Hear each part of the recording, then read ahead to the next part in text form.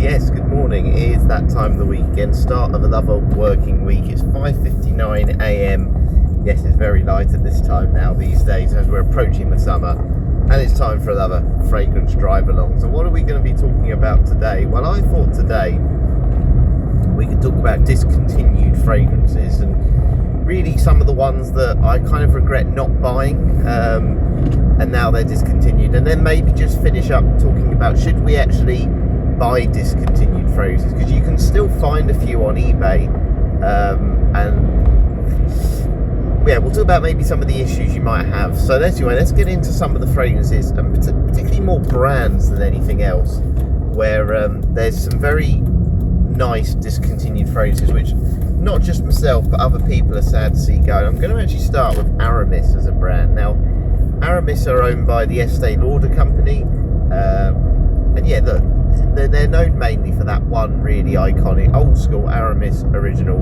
fragrance, and for good reason. It's a fantastic old school fragrance. Again, I've owned it plenty of times. I've still got it now, as you would have seen in some recent videos, and that one looks to me like it's going to be around still pretty much forever. I think that's really what Aramis is all about. But there's some that used to be around that I absolutely loved. Aramis 900 was one that I owned. I don't believe you can get any more. But that's not the one I wanted to mention today. There's actually two, but there's one in particular that I never owned, and it's Aramis Black. Yes, Aramis Black. Now, what I liked about this one, and why I kind of regret not buying, is it had a boozy note. It had cognac in it, in the middle of the fragrance as well, which I thought was quite unique. Sometimes you get a boozy opening or a boozy dry down, more so the dry down. So yeah, I was really intrigued by this one just because of that boozy element that it spoke about. So yeah, a little bit disappointed you can't get that one anymore. Why that is, I don't know if it's a lack of popularity or more of a restructuring of the company, because I feel like the fact 900's disappeared, the fact Adventurer, which was another one I was a massive fan of, disappeared, makes me think that yeah, there's more to it than maybe meets the eye. Because if you look at the reviews on this, it's not particularly got bad ratings, but I just think maybe the alternative is that people can't look past the original Aramis. You know, when they brought out some new fragrances recently, one called Intuition, which is a 2026 release, which is essentially a blue fragrance, and of course it's hard when there's iconic blue fragrances out there and you're trying to modernize when you're seen as this old person's brand. You know, it's hard sometimes maybe to break that mold. So I think Aramis as a company, yeah, it's a shame. It's got rid of, I think, probably some good fragrances, maybe just because of how Aramis is perceived from the average person, let's say, rather than maybe a fragrance enthusiast. And then we'll go on to the next brand. So the next brand here is Mugler. Mugler's got the same issue for me. I really like Mugler fragrances. Obviously Amen is their iconic one, and a little bit like Aramis, there's no sign of Amen being discontinued. Look, it's going up in price, I must admit, and I think probably the biggest thing for me with that one is there's a lot of clones out there for it as well. Cuba Prestige Classic is a really nice one that is a bit more synthetic, but I tend to buy that one over the original these days. I don't like the fact that they're refillable bottles now. I don't want to go to a shop to refill a bottle. I want to just get the fragrance and have the bottle and throw the bottle away after. But they had some others that obviously had this iconic rubber star bottle, and that was Pure Malt, which my brother owned, and again, really disappointed I never owned this one. Again, a fantastic boozy note. It was a little bit synthetic and plasticky, but in a nice way, in a way that it was still very addictive, very Moorish. And yeah, some of these ones, Pure Havana was another one in this sort of pure range. I had that one, it was a cherry sort of pipe tobacco sort of smell.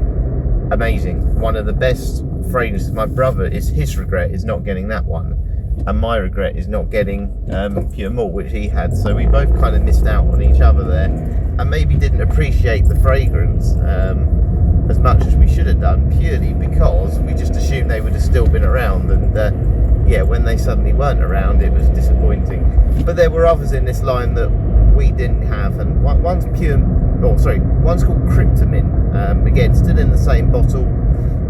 What I liked about the notes in this that appealed to me, obviously I like mint as a note. I think this would have been a refreshing mint, more like a mentholdy smell, but it also had notes of coffee, which I think is a weird combination, coffee and mint. Mint was in the top, coffee was in the base, so I would have been interested to see how this fragrance transitioned. But you've had pure tonka, I think it was like a pure wood, some sort of wood one as well.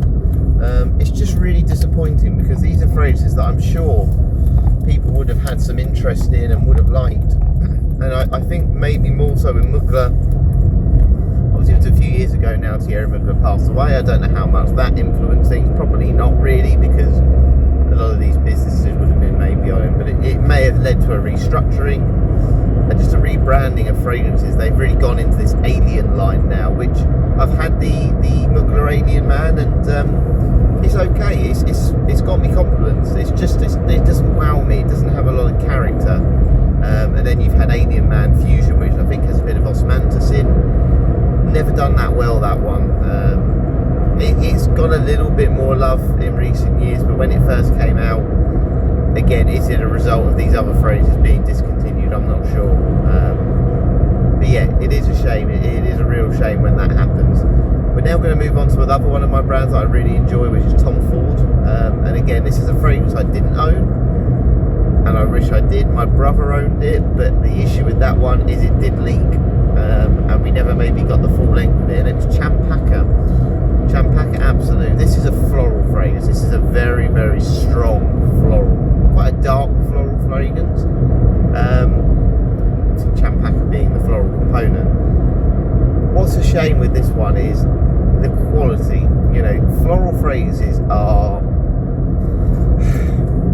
for me personally, I really do enjoy a floral fragrance. Actually, I'm a massive fan of floral fragrances. The problem I have at times with those floral components is that they can sometimes have that kind of urine smell. I've mentioned this before, but this one smelled so natural. This one really did feel like you were out in a spring garden, and it for me, it's one of those, if you like floral fragrances and you've only maybe spent 30, 40, 50 pounds before, and then you go to this one that cost you, well, it was in the private blend lines for 100, 200 pounds. Well, it's going to probably be more than that if you're getting a full-size 100ml bottle. You'll notice the quality difference, and it's interesting actually, because you read a lot of the comments of this one, there is a lot of love for it, and actually there's quite a lot of anger that this one has gone. But ultimately, we talk about the reasons potentially why these brands discontinue fragrances. One of the main reasons, of course, will be they'll look at the figures. You know, as much as it's great to say, oh, it might be because of a rebranding, or it might be because of, I don't know, certain changes. Ultimately, if these things are selling well, they'll stick around, because that's what makes businesses money. No business is going to turn down money. So, yeah, ultimately it just didn't do well. And Tom Ford, in the nicest possible way, has got so many good fragrances. You know, they've had some brilliant rose fragrances, Cafe Rose, you know, and just in general, you know, Tom Ford Fabulous, Tom Ford Lost Cherry, Tom Ford Black Orchid, which is kind of very different to this one, but it can be used in the same sort of situation. So yeah, it's just one of those things, unfortunately. You never know, maybe it'll come back one day. We're then going to move on to probably my favourite brand, certainly in that sort of higher end, higher quality, Acqua di Parma.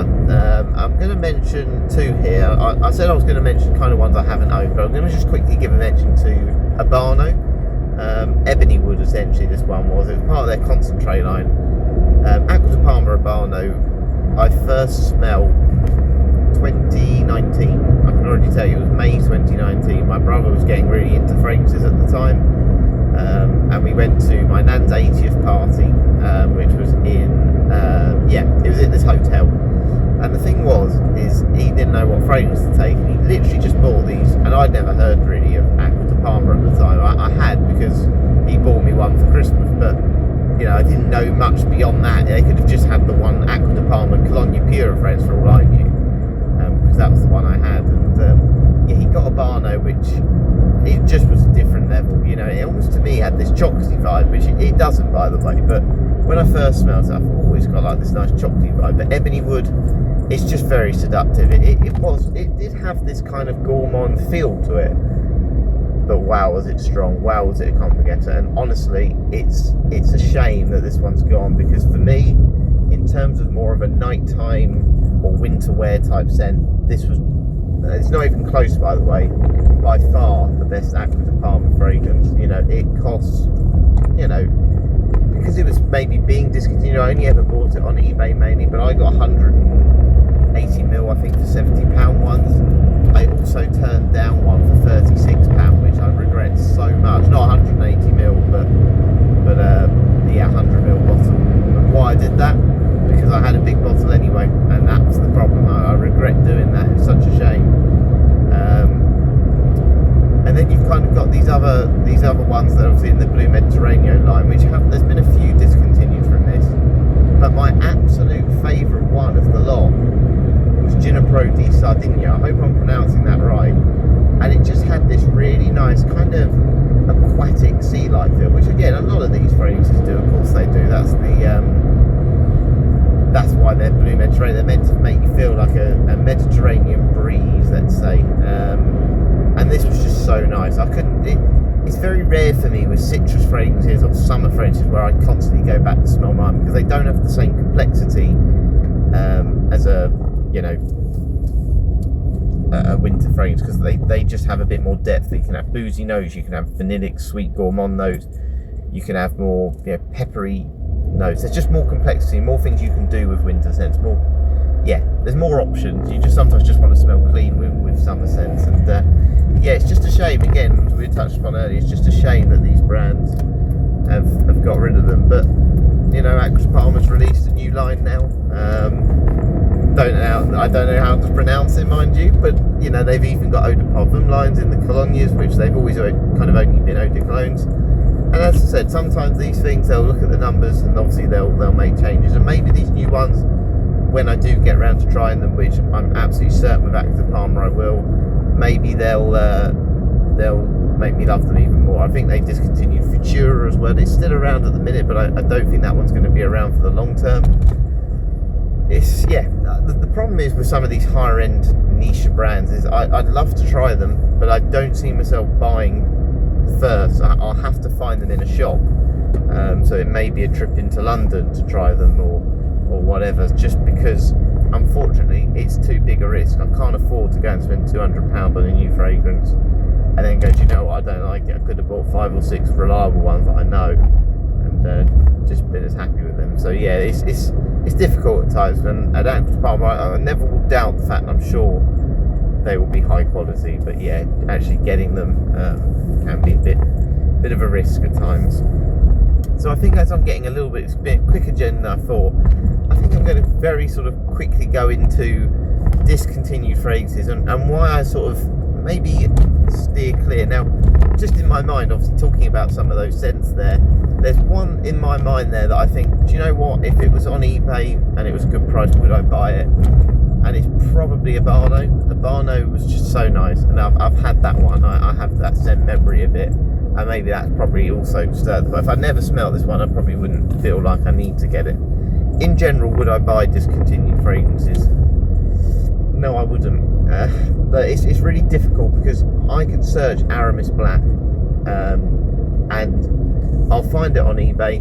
I might find it on a website that's not overly trustworthy, and I might pay £80 from one seller, or £40 from another, or £200 from another seller. And I think what concerns me with this is, where do you put a price on a discontinued scent? Now, the argument is you put it on a price where you think it's worth it. So if you think it's worth £40, £80, £200, then great, go for it. I just have my concerns for 2 reasons. One, normally these fragrances have been obviously pre-used, and how have they been stored? Have they been stored correctly? Are they, sometimes as well, if they have a dark black bottle, is there actually that much juice in them? Who knows? All these sorts of factors. The other issue for me is sometimes even when they're new, I have this like skepticism. Why have you got an unopened, unused box of say Aramis Black? Why has it been sitting there for that long? Is it just a picture off Google? I just have this feeling. Now, of course, you can check seller feedback, you can check all these things. And of course, a lot of these times, some of these iconic scents, who's to say they're not some sort of clone fragrance that they've put in a bottle? I don't know. I just feel like there's a lot of what ifs, or ifs and buts, and questions, more questions maybe than answers of why is that there? Why are you charging this? Why has it not got a cap anymore? Why is it? I don't know. Let me know what you think with this one. But for me personally, I look at it and go, look, would I like that fragrance again? Yes, I would. Do I want it to be the same fragrance I had before? Yes. Is it worth the risk, knowing that there's millions of fragrances out there that I haven't tried that may eventually be as much of a love as these? Yes. And to be honest, I think that is it. There's so many fragrances releases coming out all the time, every single day, to be honest with you. And I'd rather try those ones first than take the risk of anything else. And I know for a fact, if I bought a fragrance every day for the rest of the year, say there's 100 and something days left of the year, 200 days left of the year, do I know for a fact by the time I've tried, say, 150 of them, would I like, or really like, say, 20 of them? I probably would. And that's the thing. It's take it at your own risk, isn't it? And I think at the moment I'm not prepared maybe to take that risk, but there are some amazing scents that if I could ever get them back, or if these companies could release them again, they'd be straight on my list. But yeah, I hope you've enjoyed this one today. That was a very quick journey. I enjoyed that one, and yeah, most importantly, I hope you enjoyed it too. Let me know some discontinued fragrances you've tried before, and some that maybe I should still look out for on eBay if they're available. But yeah, thanks for watching. I'll catch you later.